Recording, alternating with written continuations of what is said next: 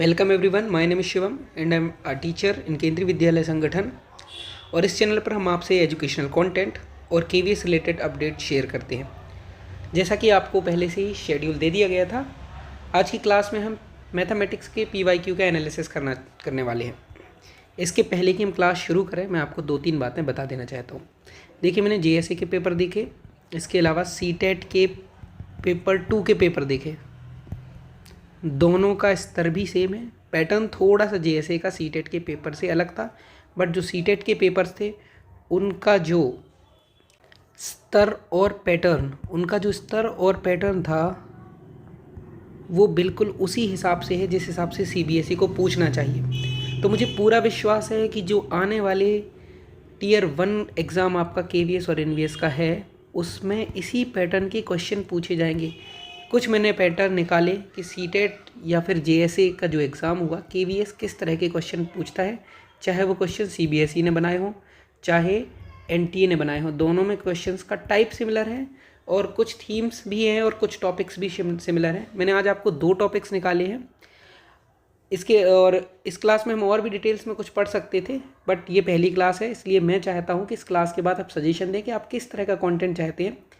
वैसे मुझे ये ज़्यादा अच्छा लगता है कि मैं एक ही वीडियो में एक पीवाईक्यू के सारे क्वेश्चंस को आपको समझा दूँ। इसमें क्या होगा कि हमारे पास 20 क्वेश्चंस होंगे तो 20 टॉपिक्स भी होंगे, तो आपके 20 टॉपिक्स के बेसिक्स भी क्लियर साथ में होते जाएंगे। और आज की वीडियो में मैं केवल एक ख़ास तरह के टॉपिक को उठा के लाया हूँ। अगर आपको इस तरह की वीडियो चाहिए तो आप कमेंट में लिखिए, आपको उस तरह की वीडियो चाहिए तो भी आप कमेंट में बताइए, और भी सजेशन दे सकते हैं कि आप क्या चाहते हैं अपने कंटेंट में। चलिए तो शुरू करते हैं वीडियो।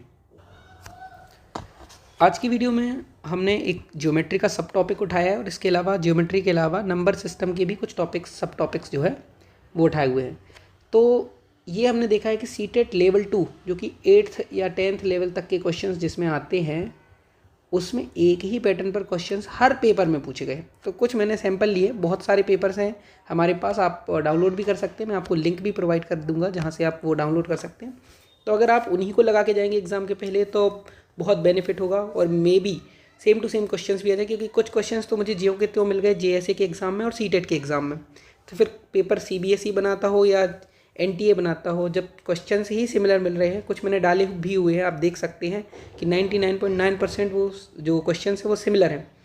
तो फिर क्यों ना हम उन्हीं क्वेश्चंस को पहले पढ़ें, उन्हीं का प्रैक्टिस करें, तभी हमारा स्कोर वेल हो पाएगा। ओके, तो चलिए शुरू करते हैं।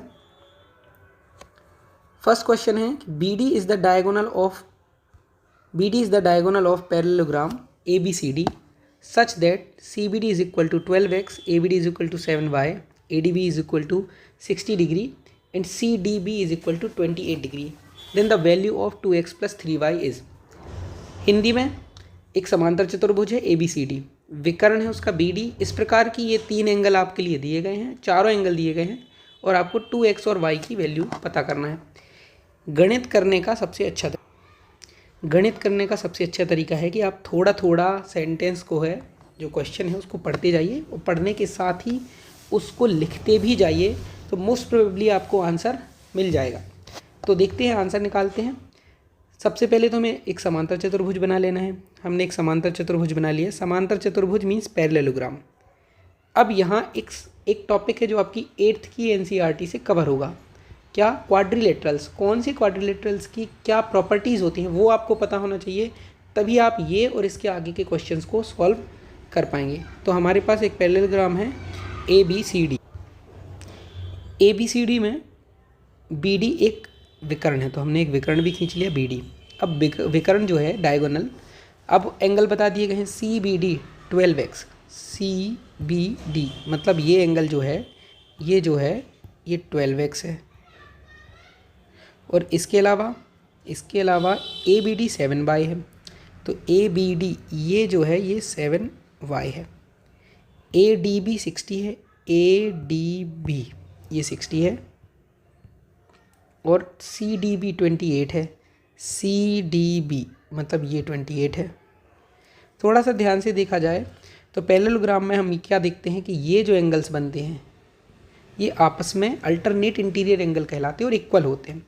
तो इसका मतलब है ये जो 7y है ये इक्वल होना चाहिए 28 के, क्योंकि यहाँ अल्टरनेट इंटीरियर एंगल बन रहे हैं, है ना। तो 7y 28 के इक्वल होना चाहिए। और अगर यहाँ से देखा जाए तो ये भी अल्टरनेट इंटीरियर एंगल बन रहे हैं। कौन कौन से? 12x और 60।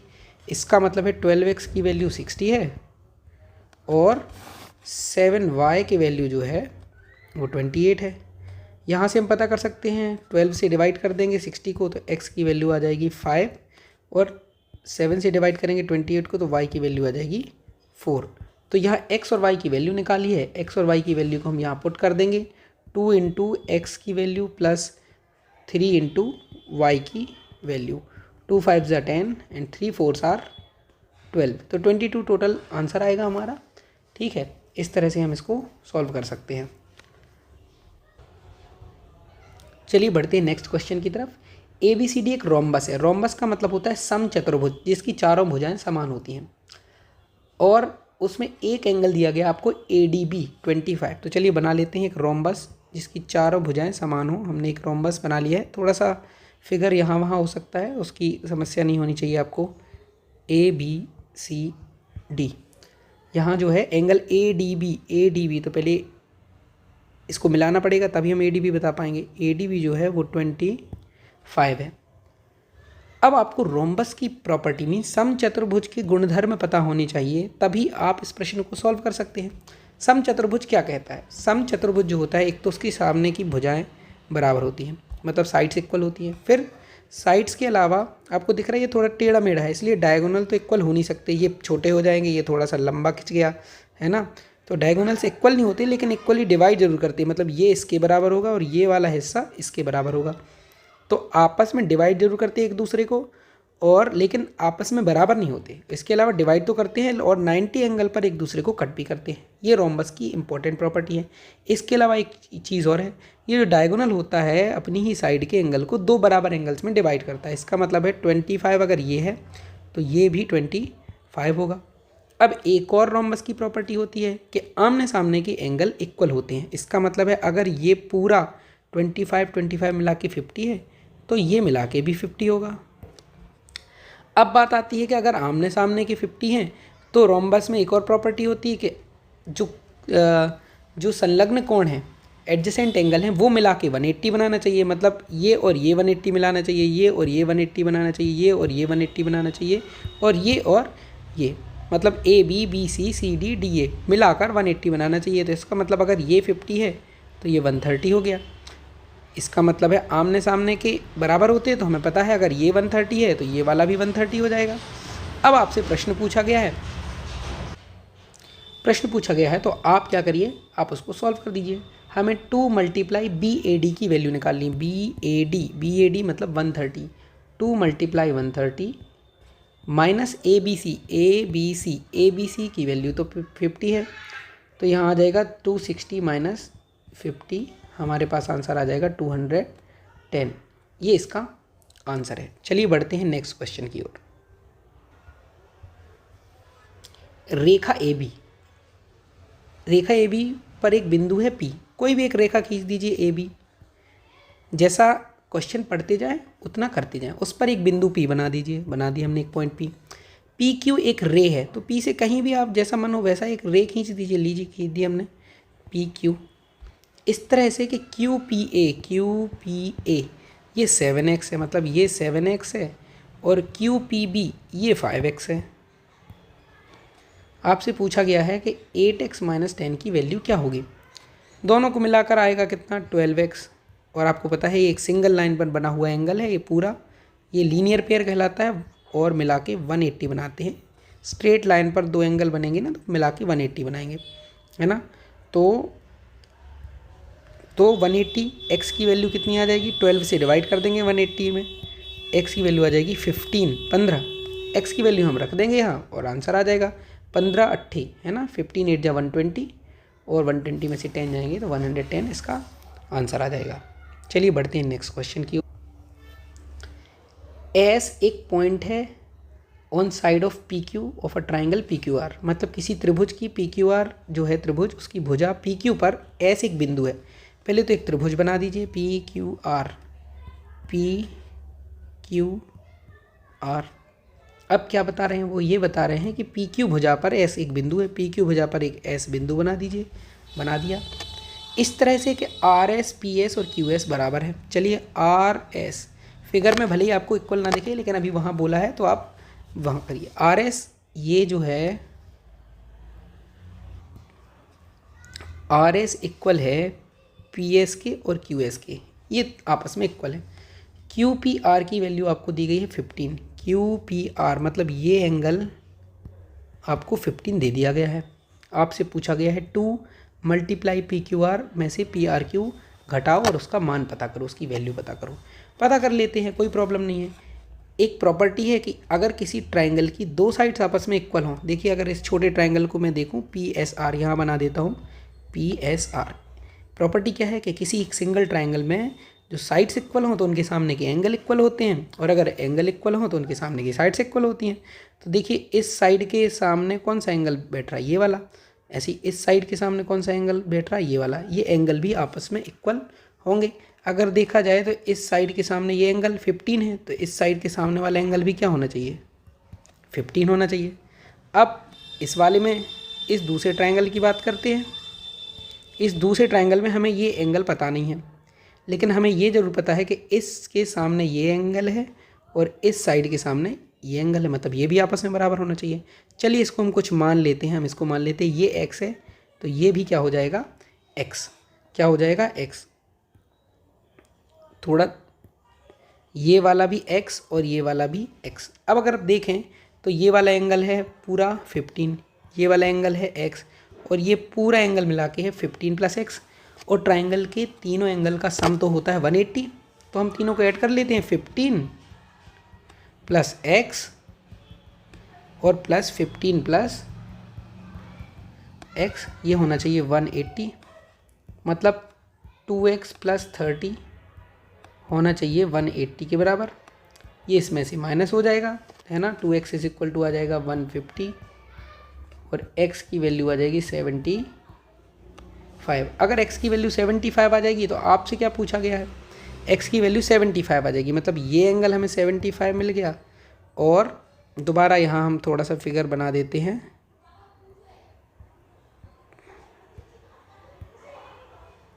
है ना। अब हमारे लिए x की वैल्यू ये 75 मिल चुका है, इसके अलावा ये 15 था और ये 75 और मिला के 15 मिला के हो गया 90। अब हमारे लिए क्या पता करना है, 2 multiply P Q R, 2 multiply P Q R, P Q R मतलब इसका डबल कितना आएगा 150, और इसमें से माइनस होना है P R Q, P R Q मतलब ये एंगल कितना है 90। 150 में से 90 माइनस होगा, कितना आएगा 60 आएगा। ओके, चलिए चलते हैं नेक्स्ट क्वेश्चन की तरफ। नेक्स्ट क्वेश्चन है, of a pair of supplementary angles one angle is 3 times the other angle, if the smaller angle is x then the value of 5x - 25 is equal to. तो अगला question है कि supplementary angle क्या होते हैं, ऐसे दो एंगल्स जिनका सम 180 होता है सप्लीमेंट्री एंगल्स कहलाते हैं। हिंदी में बोलते हैं इनको समपूरक कोण। यदि दो एंगल्स मिलकर 180 बनाते हैं तो समपूरक सप्लीमेंट्री कहलाते हैं, और अगर 90 बनाते हैं दो एंगल्स मिलकर तो वो कॉम्प्लीमेंट्री एंगल्स कहलाते हैं। हिंदी में बोलते हैं अनुपूरक कोण, है ना। तो हमें पता करना है कि समपूरक कोण है, एक एंगल जो है वो 3 times है दूसरे का।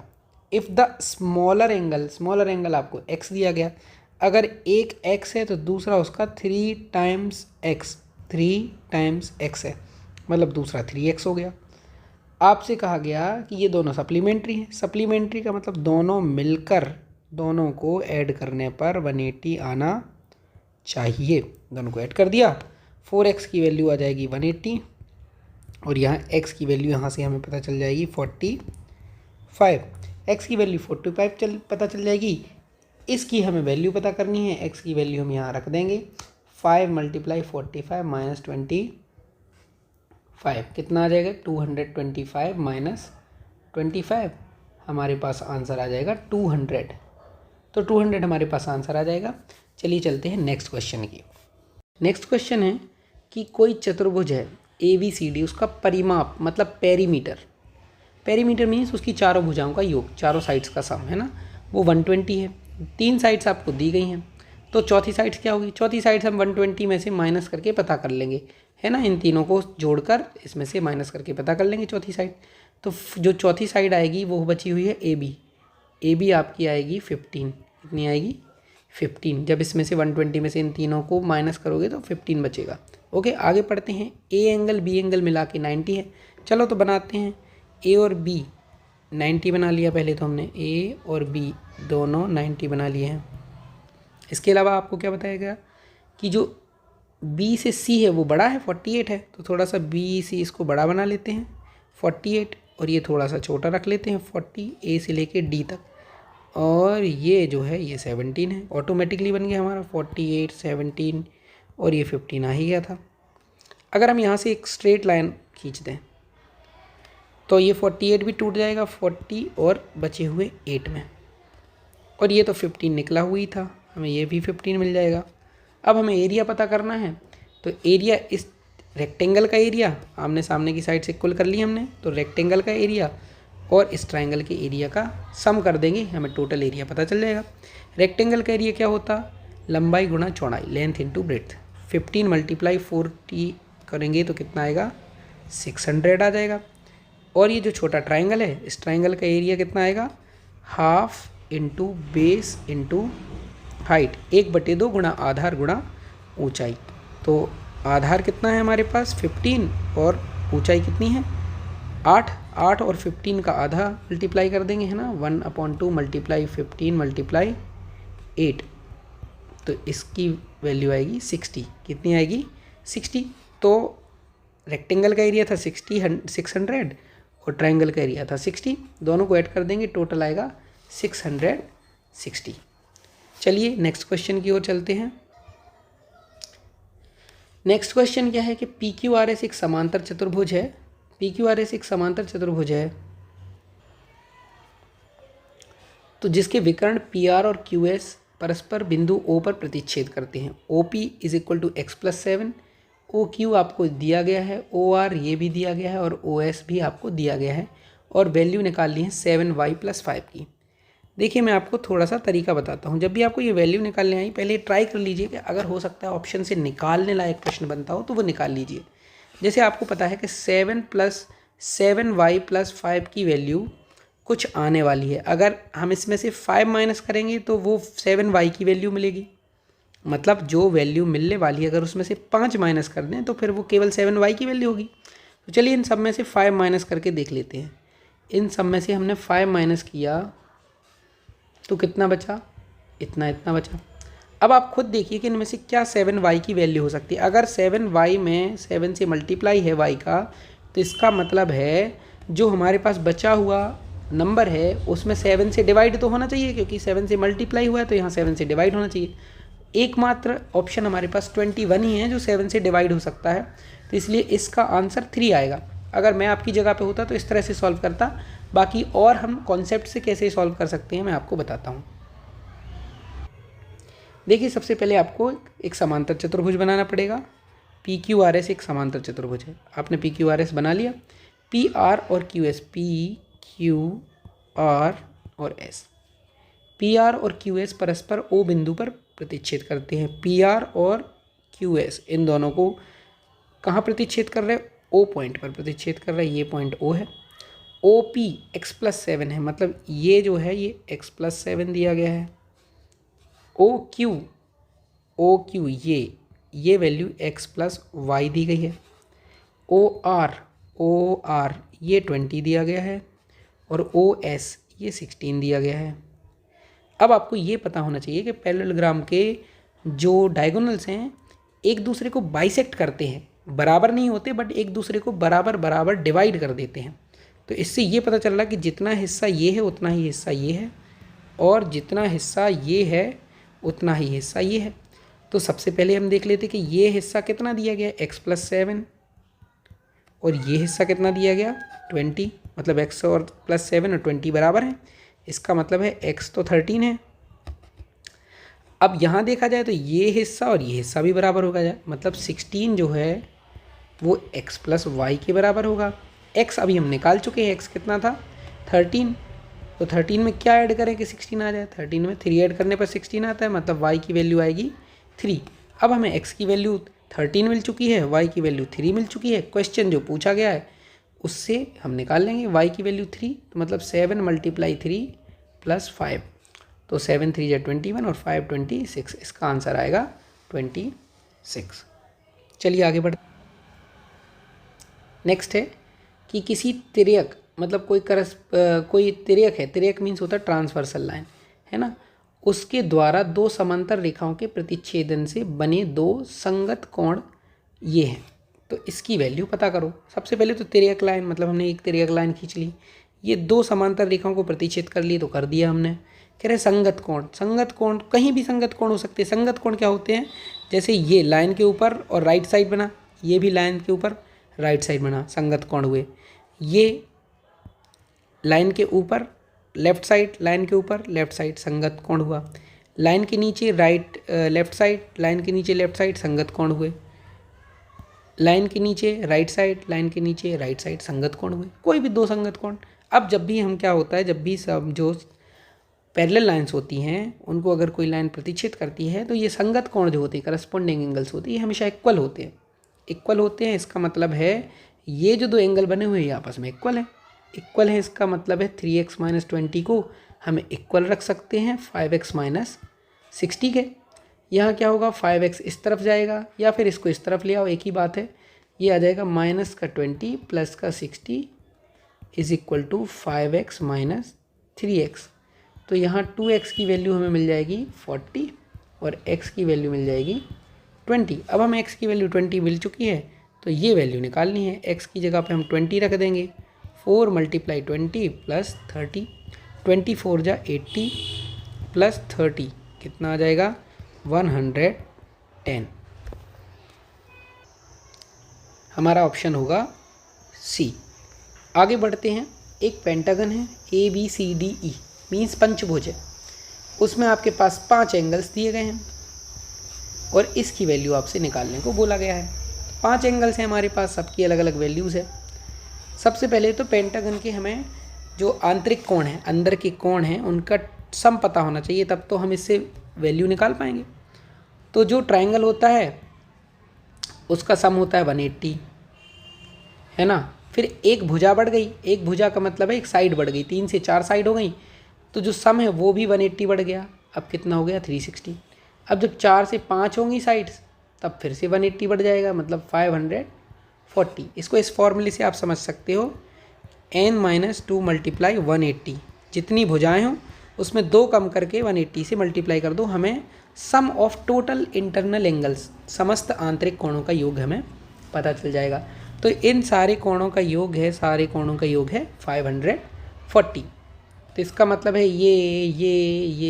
ये और ये ABCDE सबको जोड़ने पर क्या आना चाहिए 540, मतलब 2x + 9 हो गया, 2x + 1 हो गया, 2x - 1 हो गया, 2x + 5 हो गया, 2x - 4 हो गया।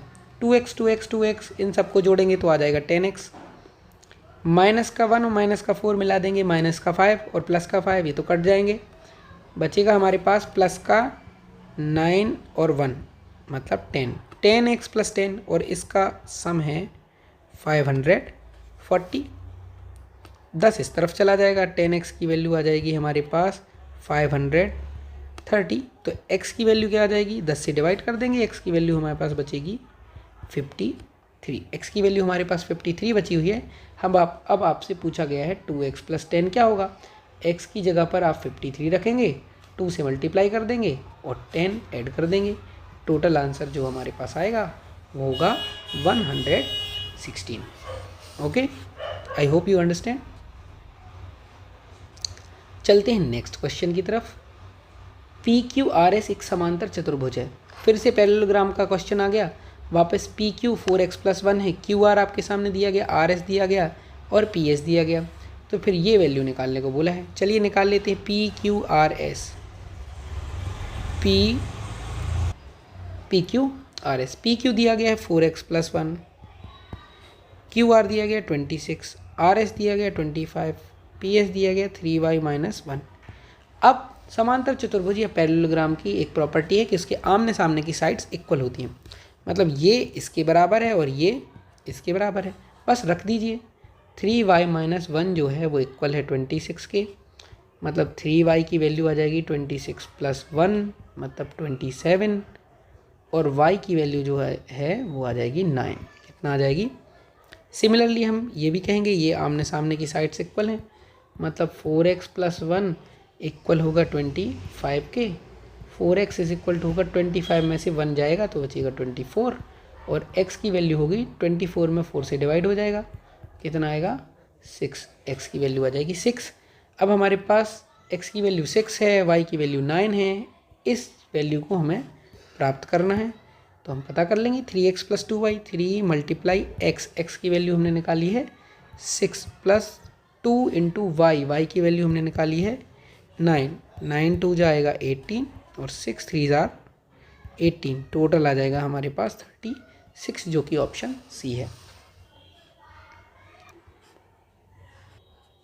चलिए नेक्स्ट क्वेश्चन की ओर चलते हैं। अब हमारे पास दूसरा टॉपिक है, इस टॉपिक के सारे क्वेश्चंस जो अभी तक आज मैं लेके आया था वो फिनिश हो चुके हैं। दूसरा टॉपिक है डिविजिबिलिटी। हर एक क्वेश्चन पेपर में डिविजिबिलिटी से रिलेटेड क्वेश्चन जरूर आया है, तो डिविजिबिलिटी आपको अपना बेसिक क्लियर कर लेना चाहिए, क्योंकि पेपर में इससे प्रश्न मिलने की संभावना है। एक प्रश्न है कि एक 9 डिजिट का नंबर है, ये वो नंबर है और 88 से डिवाइड है। देखिए एक और क्वेश्चन बताते हैं, 8 डिजिट का नंबर है, ये नंबर है 88 से डिवाइड है, ये वैल्यू पता करो, ये वैल्यू। सिमिलर क्वेश्चन है, ये JSA का है और ये दिसंबर 2024 सीटेट पेपर 2 का है। तो दोनों क्वेश्चन कितने एक सिमिलर है एक दूसरे से, है ना। तो चलिए इसको सॉल्व करते हैं। 9 डिजिट का नंबर है, 88 से डिवाइड है। अगर किसी नंबर को 88 से डिवाइड होना है तो वो 11 से भी डिवाइड होना चाहिए और 8 से भी डिवाइड होना चाहिए, 11 से भी डिवाइड होना चाहिए और 8 से भी डिवाइड होना चाहिए। 8 से डिविजिबिलिटी का रूल क्या है? 8 जो है वो बना है 2 × 2 × 2 से, 2 × 2 × 2 से बना हुआ है, इसलिए एटलीस्ट हमें लास्ट के 3 डिजिट देखने पड़ेंगे जो 8 से डिवाइड होते हों। तो ऐसे में पूरा नंबर भी 8 से डिवाइड होता है। 2 की डिविजिबिलिटी क्या है? लास्ट का डिजिट देख लो, अगर वो 2 से डिवाइड होने वाला हो तो फिर वो 2 से डिवाइड होता है, पूरा नंबर भी 2 से डिवाइड होता है। 4 जो है वो बना है 2 × 2 से। इसका मतलब है अगर हमें पता करना है कि कौन सा नंबर 4 से डिवाइड होता है तो लास्ट के 2 डिजिट्स देख लो। लास्ट के 2 डिजिट्स अगर 4 से डिवाइड हो रहे हों या फिर दोनों ही 0 0 हों तो भी ये 4 से डिवाइड हो जाता है। सिमिलरली अगर हमें पता करना है कि 8 से कोई नंबर डिवाइड होता है तो लास्ट के 3 डिजिट या तो तीनों 0 होने चाहिए और या फिर वो तीनों डिजिट जो है वो 8 से डिवाइड होना चाहिए। तो चलिए हम यहाँ पता करते हैं। सबसे पहले 7 4 और ये 74, यहाँ y, ये 8 से डिवाइड होना चाहिए तभी पूरा नंबर 8 से डिवाइड हो पाएगा। तो हम डिवाइड करते हैं, 8 9 जा 72, बचेंगे 2। अब y की वैल्यू क्या आना चाहिए? y की वैल्यू 1 से लेकर 9 तक कुछ भी हो सकती है। 8 की टेबल में कब आता है? 24, 8 3 are 24 और कुछ आ ही नहीं सकता। 8 4 are 32, ये बदल जाएगा, ये हमें चेंज नहीं करना है। इसका मतलब है y की वैल्यू हमें 4 मिल चुकी है। अब हमारे पास फिक्स हो चुकी है एक वैल्यू जो है y, ये वैल्यू हमारे पास फिक्स हो चुकी है, कितना? 4।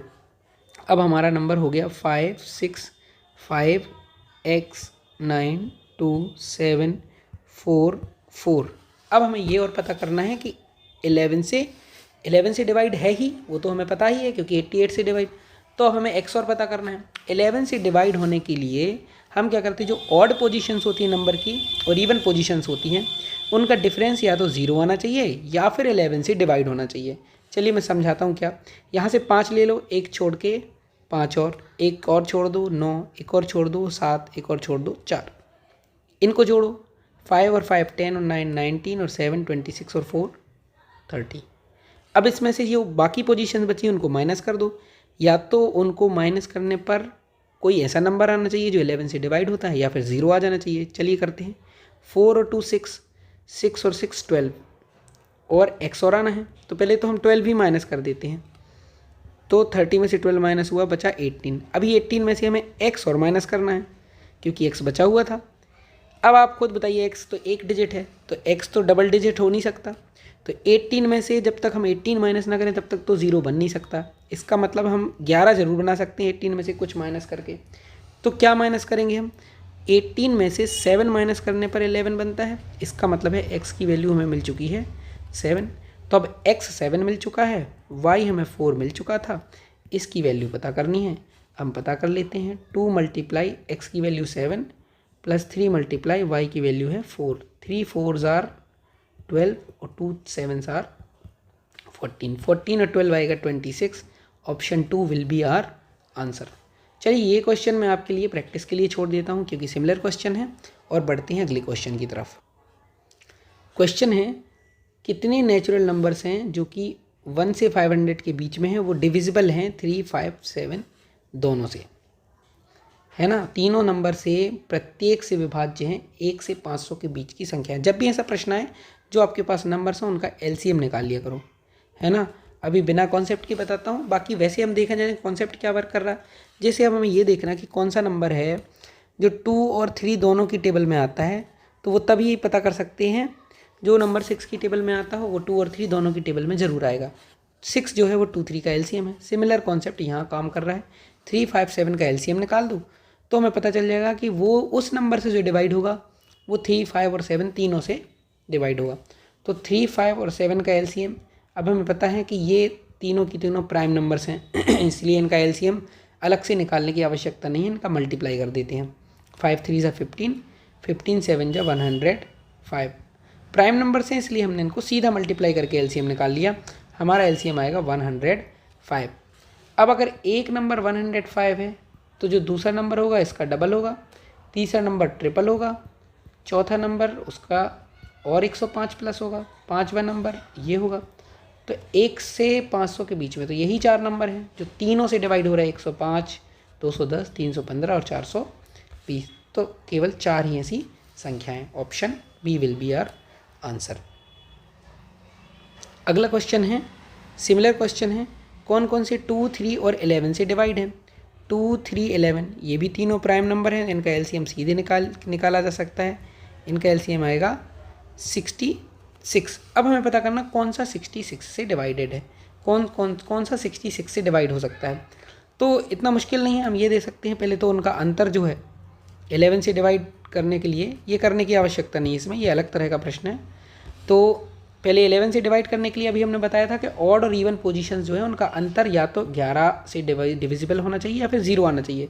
तो अगर मैं ये देखूँ 8 और 4 12, बाकी बचे 8 और 4 12। अगर देखा जाए तो ये 11 से तो डिवाइड हो रहा है ना। बाकी अगर हम इसको और देखें कि ये 2 और 3 दोनों से डिवाइड हो रहा है या नहीं, तो आगे हम पता करते हैं।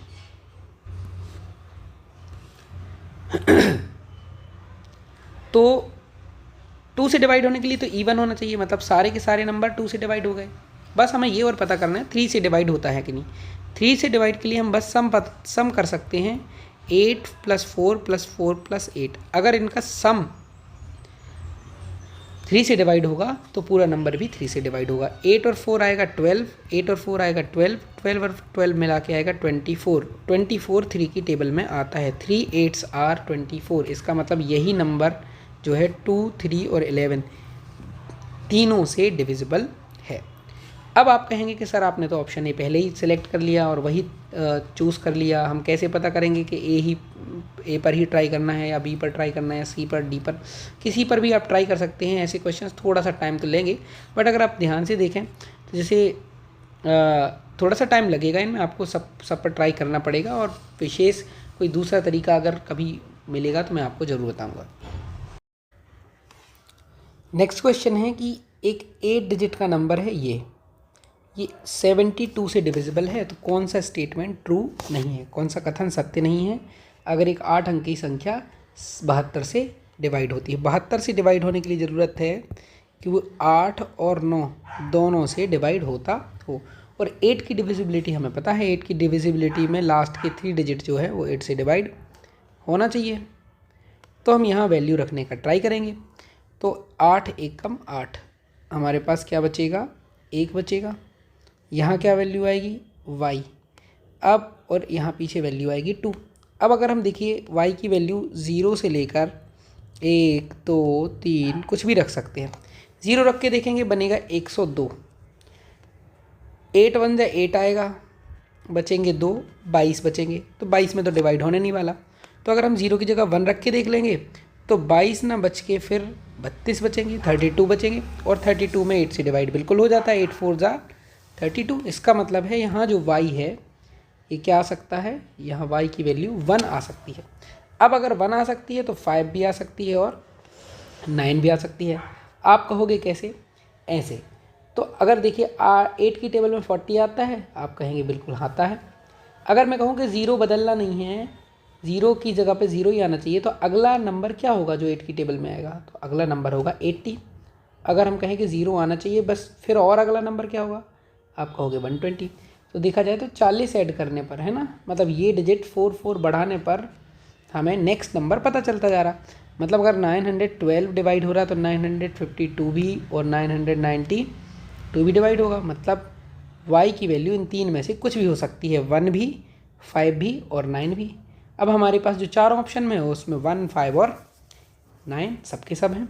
तो इस तरह से देखा जाए y की वैल्यू में कोई भी फॉल्ट नहीं है। अब हमें x की वैल्यू पता करनी ही पड़ेगी, तो चलिए पता करते हैं x की वैल्यू को। अब x की वैल्यू पता करनी है, वो हम 9 की डिविजिबिलिटी से पता करेंगे। 9 की डिविजिबिलिटी क्या कहती है कि सारे डिजिट्स का सम जो है वो 9 से डिवाइड हो जाना चाहिए। तो चलिए सारे डिजिट्स का सम करते हैं। y की वैल्यू हमने निकाल ली है। अब y की वैल्यू यहाँ 3 हो सकती हैं, या तो हम 1 रख सकते हैं, या 5 रख सकते हैं, या फिर 9 रख के दे सकते हैं और उसमें 2 ऐड होना है। देखिए हमने y की वैल्यू, ये 3 वैल्यू यहाँ संभावित रखने का ट्राई किया है। चलिए सबको ऐड करते हैं, x को बाद में जोड़ेंगे। 9 और 4 13, 13 एंड 7 20, 21 और 9 30। अभी पहले 1 रख के देखते हैं, 30 और 1 31 और 2 33। अभी सम आया 33। अब देखिए 9 से डिविजिबल होने की, 9 से डिविजिबिलिटी क्या कहती है कि 9 से डिविजिबिलिटी कहती है कि जो नंबर है वो 9 से डिविजिबल होना चाहिए, है ना। 9 से डिविजिबल क्या होना चाहिए, सम डिविजिबल होना चाहिए। सम आया हमारा 33, एक्स और बचा है, तो एक्स को हम क्या रख दें कि 33 डिविजिबल बन जाए। तो हमें पता है कि 9 की टेबल में आता है 36। अगर हम एक्स को 3 रख दें तो 36 बन जाएगा ये और डिविजिबल हो जाएगा। मतलब अगर y 1 था, अभी हमने y केवल 1 ही ट्राई किया है, तो x जो है वो 3 होना चाहिए। तो पहले हम चेक करेंगे ऐसा तो नहीं कहीं और y 1 है और x 3 को छोड़कर कुछ और है, तो बिल्कुल ऐसा बिल्कुल भी नहीं है। y अगर 1 है तो x 3 है, ये ऑप्शन तो बिल्कुल सही है। चलिए अब हमें दूसरा ऑप्शन ट्राई करना पड़ेगा। 9 4 7 1 x 9 और अब हम y की वैल्यू रख के देखते हैं 5। चलिए ऐड करते हैं, 9 4 13 20 21 30 32 37, ये आ गया हमारा 37। अब हमें 9 की टेबल में आता है 36 या फिर 45 आता है। इसका मतलब है ये बचा हुआ x है ये 8 होना चाहिए, तभी ये मिलाकर 45 हुआ। चेक करते हैं कि जहाँ y हमने 5 रखा है क्या वहाँ x 8 है। तो देखिए जहाँ हमने y 5 रखा है वहाँ x 8 है, ये बिल्कुल सही है। बट एक और ऑप्शन हमारे पास है जहाँ y हमने 5 रखा है बट x 8 नहीं है, x 9 है। अगर मैंने यहाँ x 9 रख दिया तो 37 और 9 तो 46 हो जाएंगे, जो कि 9 से डिविजिबल नहीं होगा। इस तरह से देखा जाए तो ये कथन बिल्कुल भी सत्य नहीं है। कुछ इसी तरह का प्रश्न जो है वो आया था JSE के एग्ज़ाम में। 9 डिजिट का नंबर है, 88 से डिवाइडेड है और इनमें से कौन सा कथन सत्य नहीं है। तो इस तरह का प्रश्न तो आप स्वयं कर सकते हैं, क्योंकि अभी मैंने जो करवाया है उसी पैटर्न का यूज़ करिए और इस प्रश्न को सॉल्व करिए। इसके बाद एक और प्रश्न है, ये रैंडमली मैंने रखा हुआ है। अगर CBSE केवल कॉन्सेप्ट बेस्ड क्वेश्चन भी पूछेगा तो इसी तरह के कुछ क्वेश्चंस होंगे जो रेशनल नंबर, होल नंबर, इनकी प्रॉपर्टीज से रिलेटेड होंगे कि क्या लीनियर इक्वेशंस होते हैं, क्या लीनियर पॉलिनोमियल होता है, किसकी डिग्री क्या होती है, इस तरह के क्वेश्चंस आएंगे। इससे ज़्यादा कुछ ऊपर के स्तर के प्रश्न आने के चांसेस नहीं हैं। देखते हैं, एक विद्यार्थी है, उसने परिमेय संख्याओं के निम्नलिखित गुणधर्मों की सूची बनाई, तो कौन से सही हैं। मतलब स्टूडेंट है, उसने लिस्ट किए कुछ प्रॉपर्टीज़ रेशनल नंबर्स की। आपको क्या लगता है कि इनमें से कौन सी प्रॉपर्टीज सही है। पहला है कि rational number includes integers rational number में इंटीजर्स होते हैं, जैसे यहाँ हम लिखेंगे 3/5 या -4/7। तो ये जो ऊपर वाला नंबर होता है या नीचे वाला नंबर, ये इंटीजर होता है, बिल्कुल सही बात है। ऊपर भी इंटीजर होना चाहिए, नीचे भी इंटीजर होना चाहिए, बस नीचे 0 का छोड़कर। दूसरा, उसने कहा कि 0 एक परिमेय संख्या नहीं है। तो अब देखिए, शून्य को अगर हम चाहें तो इस तरह से लिख सकते हैं, 0/1 मतलब 0/1। तो अगर देखा जाए तो ये भी इंटीजर है और ये भी इंटीजर है। तो रेशनल नंबर जो होते हैं उसमें p और q दोनों ही इंटीजर होना चाहिए और q1 नहीं, q0 नहीं होना चाहिए। तो यहाँ तो q वैसे भी 0 नहीं है, इसलिए 0 एक परिमेय संख्या होगी, जबकि स्टूडेंट ने लिखा है कि 0 एक परिमेय संख्या नहीं है। इस तरह से देखा जाए तो b गलत हो गया। जिस ऑप्शन में b करेक्ट लिखा हो वो ऑप्शन पहले ही हम एलिमिनेट कर देंगे। तो अब ये हमारा ये दोनों ऑप्शन एलिमिनेट हो गए और इसमें लिखा है ओनली सी। ए तो हम पहले ही सही कर चुके थे, इसलिए ओनली सी हो नहीं सकता। आंसर होगा ए और सी। सी को भी पढ़ लेते हैं। सारी फ्रैक्शंस जो होती हैं सभी भिन्न, वो परिमेय संख्या होती हैं। बिल्कुल सही बात है, सारी फ्रैक्शन परिमेय संख्या होती हैं, लेकिन सारी परिमेय संख्या फ्रैक्शन नहीं होती। जैसे -4/7 भिन्न नहीं है, फ्रैक्शन नहीं है। माइनस वाली संख्याएँ फ्रैक्शन नहीं होंगी, बट माइनस वाली संख्याएँ रेशनल नंबर जरूर होंगे, है ना। और प्लस वाले तो रेशनल नंबर होंगे ही होंगे और प्लस वाले फ्रैक्शन भी हो जाएंगी। तो फ्रैक्शंस और रेशनल नंबर होते हैं, लेकिन रेशनल नंबर सारे फ्रैक्शंस नहीं होते।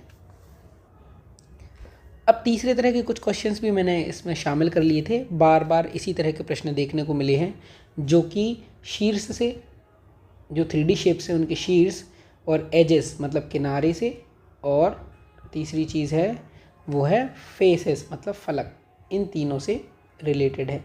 इन तीनों से रिलेटेड जो है इनके क्वेश्चन बहुत सारे हैं। एक फॉर्मूले पर बेस्ड है, ये फॉर्मूला आप ध्यान से लिख लीजिए और याद भी कर लीजिए।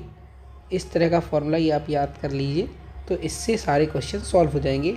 जो किसी भी 3D शेप होता है, उस शेप में फलक उनका वी मतलब वर्टेक्स किनारा, और ई मतलब एज। वर्टेक्स मतलब शीर्ष मतलब कोने, है ना, और एज मतलब होता है किनारे।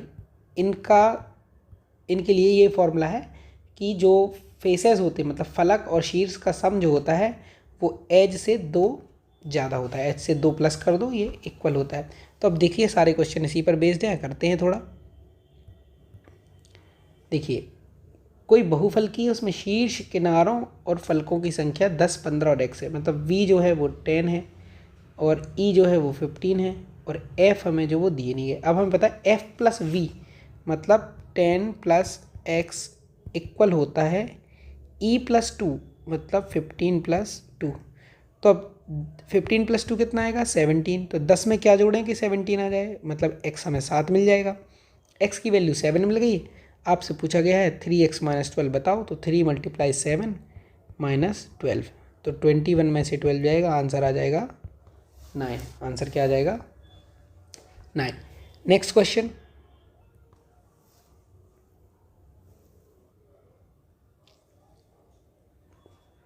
यदि एफ, वी और ई क्रमशः किसी त्रिभुजाकार प्रिज्म के फलकों, शीर्षों और किनारों की संख्या है, तो कौन सा कथन सत्य है वो हमें बताना है। तो आपको ये पता है कि किसी त्रिभुजाकार प्रिज्म बनाएंगे। सबसे पहले हम त्रिभुजाकार प्रिज्म,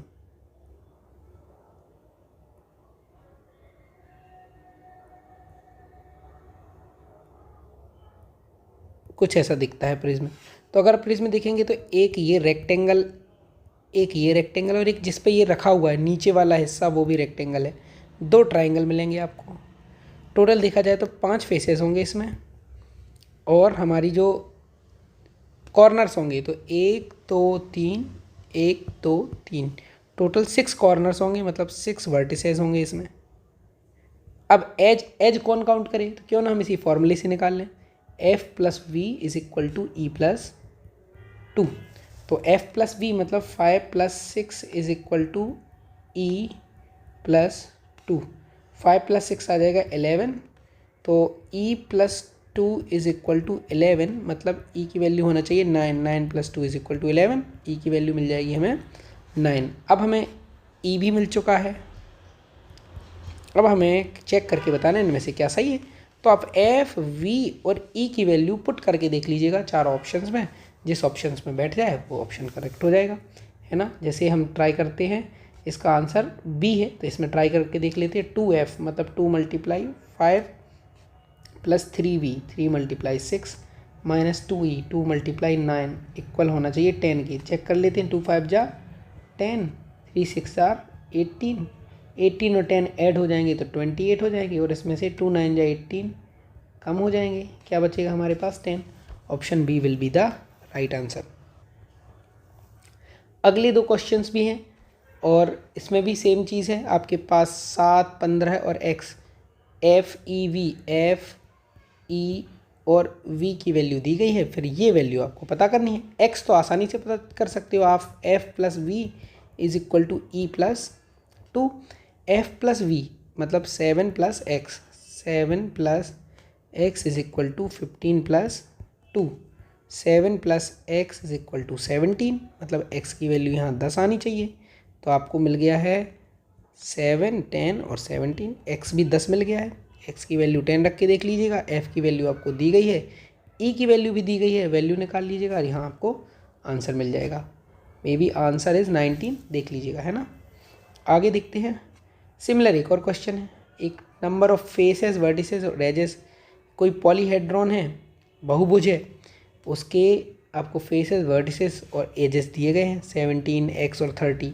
तो पहले तो ये फेस है, ये वर्टिसेस और ये एज है। आप f + v = e + 2, इस फॉर्मूले से आप इसकी वैल्यू निकाल सकते हैं v की, मतलब 17 + x = 30 + 2, मतलब x की वैल्यू 15 होना चाहिए, तभी तो ये 32 बनेगा। 17 + 15, x भी मिल गया हमारे लिए, तो x मिल गया 15 इस वाले क्वेश्चन में। अब हमारे लिए ये वैल्यू निकालनी है, निकाल लोगे। 15 × 3 - 10, 35 आंसर आ जाएगा। ये जीएसई के पेपर में, है ना। इस तरह से हमारी जो आज की वीडियो थी, इसके सारे क्वेश्चंस फिनिश हुए। ये वीडियो थोड़ा सा हो सकता है आपको लग रहा हो कि प्रश्नों का स्तर उतना ज़्यादा डिफ़िकल्ट नहीं था, तो मुझे नहीं लगता कि इससे ज़्यादा डिफ़िकल्टी लेवल के प्रश्न आएंगे। दूसरी चीज़ है, अगर आते भी हैं तो आप मुझे सजेशन दीजिए, कमेंट्स में लिखिए कि आप किस तरह का कंटेंट चाहते हैं, उस कंटेंट को मैं इजी बना के लाऊंगा। इस वीडियो में ना मैंने कोई टिप्स, ट्रिक्स इस तरह की चर्चा की है, बेसिक्स कोशिश की है कि आपके बेसिक्स क्लियर हों और उसी का यूज़ किया जा सके, है ना। वैसे भी Tier 1 में बहुत ज़्यादा एक्सक्लूसिव कुछ बताने के लिए है नहीं, फिर भी जहाँ भी आपकी हेल्प की जा सकती है, वहाँ मैं आपकी हेल्प करने का ट्राई कर। अगर आपको लगता है कि आपको किस तरह के PYQ चाहिए, अगर आपको चाहिए कि मैं एक ही पेपर में सारे तरह के प्रश्नों को सॉल्व कराऊं, जिसमें नंबर सिस्टम भी आए, परसेंटेज भी आए, रेशियो भी आए, इन तरह के क्वेश्चंस को कराऊं, तो आप उस तरह का कमेंट में बताइए। और भी अगर आपकी कुछ क्वेरीज हैं तो आप कमेंट में लिखिए। Thank you very much, have a nice day.